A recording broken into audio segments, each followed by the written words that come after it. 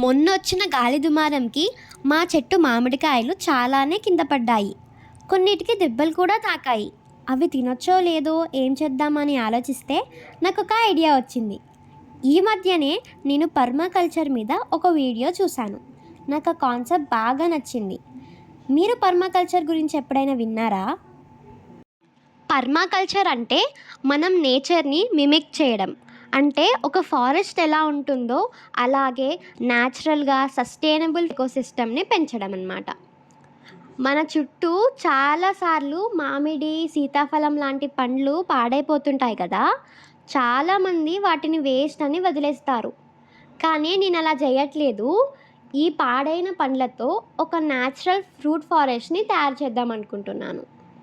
అయితే దీనికోసం పాడైన మామిడి పండ్లు ఉన్నాయి కదా, అంటే కింద పడ్డాయి కదా, వాటిని కలెక్ట్ చేసి మేము మా ల్యాండ్లో ఇలా చల్లుతున్నాము. ఇది మామిడితో మాత్రమే కాదు, సీతాఫలం, నేరేడు, ఉసిరి లాంటి దేశీ పండ్లతో కూడా చేస్తామన్నమాట. ఇప్పుడు చూడడానికి ఇది ఒక చిన్న స్టెప్ లాగా అనిపించవచ్చు, కానీ సమయంతో ఇది ఒక పెద్ద పండ్ల జంగల్లాగా మారుతుంది. ఎటువంటి కెమికల్స్ లేకుండా, మనుషుల ఇంటర్ఫిరెన్స్ లేకుండా నేచర్లో ఉండే హార్మోనీని రీక్రియేట్ చేయడానికి ట్రై చేస్తున్నాం. మీరు కూడా ట్రై చేయండి. పాడైన పండ్లని పడేయకండి, వాటిని బ్రతికించండి. మనందరం కలిసి ఒక ఫ్రూట్ ఫారెస్ట్ని తయారు చేద్దాం.